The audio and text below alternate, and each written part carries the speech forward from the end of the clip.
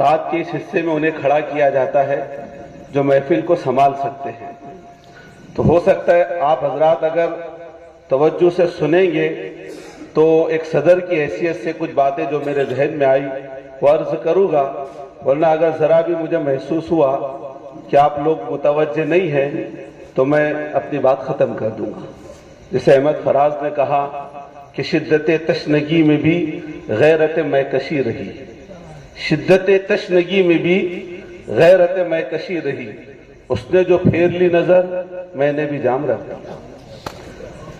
ایک بات حافظ ظہور خان صاحب کے تعلق سے کہ آپ حضرات نے واقعی جو اعزاز کیا یہ قرآن کریم کی نسبت کی بنیاد کے اوپر کیا، اور قرآن کریم کی نسبت کی بنیاد کے اوپر اعزاز یہ ایمان کی بہت بڑی دلیل ہے.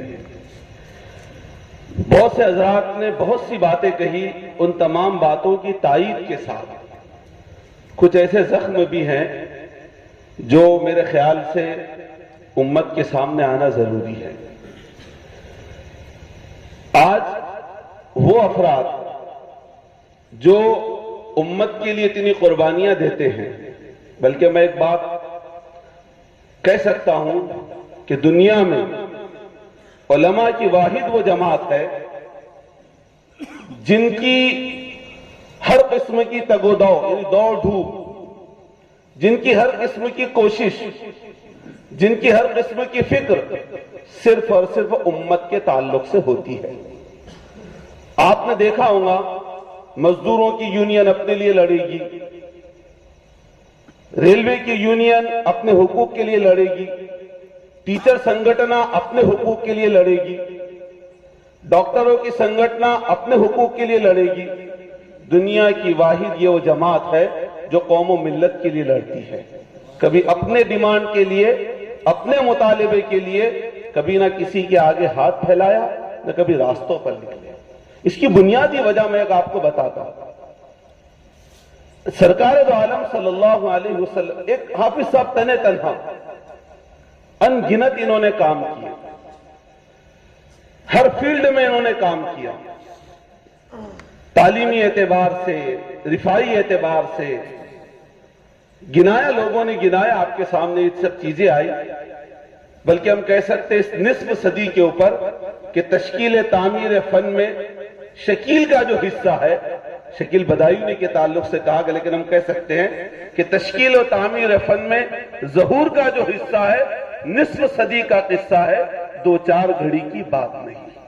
ایک بہت بڑی قربانی انہوں نے دی. کیوں؟ سرکار دو عالم صلی اللہ علیہ، یہ علماء ہی ہیں جو یہ کام کر سکتے ہیں. ایک حدیث ہے آپ حضرات نے سنی ہوگی، اللہ کے رسول صلی اللہ علیہ وسلم نے فرمایا علماء امتی کا انبیاء بنی اسرائیل، کہ میری امت کے علماء بنی اسرائیل کے نبیوں کی طرح ہیں. آپ اگر انبیاءوں کے واقعات پڑھیں گے تو بیک وقت ایک وقت کے اندر کئی انبیاء زمین پر موجود رہا کرتے تھے. کوئی کسی قبیلے کے لیے، کوئی کسی علاقے کے لیے، کوئی کسی بڑے شہر کے لیے آتے تھے. علامہ جلال الدین سیوطی رحمۃ اللہ ایک بہت بڑے محدث ہیں. میں اس سے آپ کو علماء کے مقام کا اندازہ ہوگا کہ یہ جو لوگ کام اتنے کر جاتے ہیں، کیونکہ ایک نبی جو کام کرتا ہے وہ اگر مسند درس کے اوپر بیٹھ جائے تو محدث ہے، وہ اگر منبر پر بیٹھ جائے تو وہ بہت بڑا خطیب ہے، میدان کارزار میں کھڑا ہو جائے اس سے بڑا کوئی مجاہد نہیں ہے، میدان خطابت پر کھڑا ہو جائے اس سے بڑا کوئی خطیب نہیں ہے، امامت پر کھڑا ہو جائے اس سے بڑا کوئی امام نہیں ہے، منصف کے مقام پر بیٹھ جائے اس سے بڑا کوئی فیصل، منصف اور قاضی اور جج نہیں ہے. یہ تمام صفات ایک نبی میں ہوتی ہے. علامہ جلال الدین سیوطی رحمۃ اللہ علیہ نے ایک واقعہ لکھا ہے جس کو شیخ الاسلام حضرت مولانا قاری طیب صاحب رحمۃ اللہ علیہ نے، حکیم الاسلام قاری طیب صاحب رحمۃ اللہ علیہ نے نقل کیا کہ ایک اس زمانے کے ایک بہت بڑے صاحب کشف تھے. امام غزالی رحمۃ اللہ علیہ کے تعلق سے بات چل رہی تھی. ہم جانتے ہیں امام غزالی رحمۃ اللہ علیہ کو جنہوں نے پڑھا ہے کہ انہوں نے عقل کے اعتبار سے کتنے بڑے بڑے کارنامے انجام دیے. تو بات چل رہی تھی، انہوں نے کہا کہ عالم ارواح میں جیسے ذکر ہوا کہ ساری روحیں جمع تھی، حضرت آدم علیہ السلام سے لے کر تو قیامت تک آنے والی تمام روحیں جمع تھی. تو حضرت موسیٰ علیہ السلام چونکہ بنی اسرائیل کے سب سے بڑے پیغمبر، انہوں نے اللہ کے رسول صلی اللہ علیہ وسلم سے عرض کیا کہ آپ کا یہ کہنا کہ میری امت کے علماء بنی اسرائیل کے نبیوں کی طرح ہیں، تو یقینی بات ہے یہ بات تو حضرت موسیٰ کو لگے گی کہ کہاں بنی اسرائیل کے انبیاء اور کہاں امت محمدیہ کے علماء. تو کہا کہ یقیناً میں نے کہا ہے یہ بات، اور میں کیوں کہا ہے اس کا پروف بھی آپ کو دے سکتا ہوں. تو بنی اسرائیل کے تمام انبیاءوں نے سرکار دو عالم صلی اللہ علیہ وسلم سے کہا کہ آپ کی امت کے علماء سے ملاؤ ہمیں، جب وہ اس مقام کے ہم تو ملنا چاہتے ہیں ان سے. تو اب اتنے علماء میں کس کو وہ مقام ملے جو بحیثیت متکلم کے حضرت موسیٰ سے بات کر سکے، کیونکہ حضرت موسیٰ کلیم اللہ. تو پوری علماء کی جماعت میں امام غزالی رحمت اللہ علیہ کو اللہ کے رسول صلی اللہ علیہ وسلم نے طے کیا کہ علماء کی روحوں میں سے یہ آپ سے گفتگو کرے گی. حضرت موسیٰ علیہ السلام نے جب ان سے گفتگو شروع کی تو ان سے سوال کیا عربی میں کہ آپ کا نام کیا ہے. امام غزالی رحمت اللہ علیہ کا نام تھا محمد، ان کے ابا کا بھی نام محمد، ان کے دادا 7 پشتوں تک نام محمد تھا. اور ہم پڑوس میں محمد نام ہوتا تو رکھنے سے جھجک جاتے ہیں. 7 پشتوں تک محمد نام تھا. تو حضرت موسیٰ علیہ السلام نے ان سے پوچھا بس کہ تمہارا نام کیا ہے؟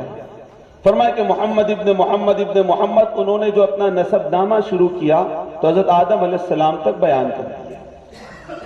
اب حضرت موسیٰ علیہ السلام تو جلالی نبی تھے، ناراض بھی ہوئے کہ یہ کوئی گفتگو کا انداز ہے. میں نے آپ سے آپ کا نام پوچھا، آپ نے پورا نسب نامہ بیان کر دیا. تو امام غزالی رحمت اللہ علیہ نے فرمایا کہ گستاخی معاف. اللہ تبارک و تعالیٰ نے جبل طور پر آپ سے سوال کیا کہ وما تلک بیمینک یا موسیٰ، موسیٰ تیرے ہاتھ میں کیا ہے؟ اس کا جواب تھا یہ عصا، ایک لکڑی ہے. ہو گیا تھا جواب. لیکن اس کے بعد آپ نے اپنی لکڑی سے کیا کیا کارہائے نمایاں انجام دیتے ہیں آپ نے اس کی تفصیل بیان کرنا شروع کر دی. اتوکؤ علیہا، اس پر ٹیک لگاتا ہوں، بیٹھتا ہوں، جانوروں کو ہانکتا ہوں، بھیڑیے سے بچاتا ہوں، پتے توڑ دیتا ہوں. اتنی سب تفصیل بیان کرنے کی ضرورت کیا تھی؟ موسیٰ علیہ السلام نے فرمایا کہ غزالی میں اللہ تبارک و تعالیٰ سے گفتگو کر رہا تھا اور اللہ سے گفتگو کا موقع ملا. زندگی میں پتہ نہیں کب یہ موقع ملے، اس لیے میں سوچتا تھا کہ بات طویل کروں، کچھ نہ کچھ کرتا چلا جاؤں. جس کو نئی نئی محبت ہوتی ہے وہ بتا سکتا ہے کہ بات چاہے کچھ نہ ہو لیکن بات چلتی ہی رہتی ہے. رات گزر جاتی ہے لیکن بات ختم نہیں ہوتی. کیوں؟ محبوب سے بات کرتا. موسیٰ علیہ السلام نے فرمایا کہ اللہ سے گفتگو کر رہا تھا، اس لیے میں نے سوچا کچھ بھی بات کروں لیکن بات کرتے چلو، اس لیے میں نے اتنی لمبی گفتگو کی. امام غزالی رحمت اللہ علیہ نے فرمایا کہ موسیٰ میری کیا بساط، کیا حیثیت کہ اللہ سے گفتگو کا موقع ملے. آج اللہ نے بنی اسرائیل کے سب سے بڑے پیغمبر سے گفتگو کا موقع دیا. میں نے بھی سوچا کہ چاہے کچھ نہ ہو لیکن بات لمبی لے کر چلوں تاکہ یہ میرے لیے بھی بہت بڑا اعزاز ہو جائے. موسیٰ علیہ السلام نے فرمایا کہ صدقت یا محمد، آپ کی بات بالکل درست ہے. یہ اس امت کے علماء کا مقام و مرتبہ ہے، لیکن اس کا دوسرا رخ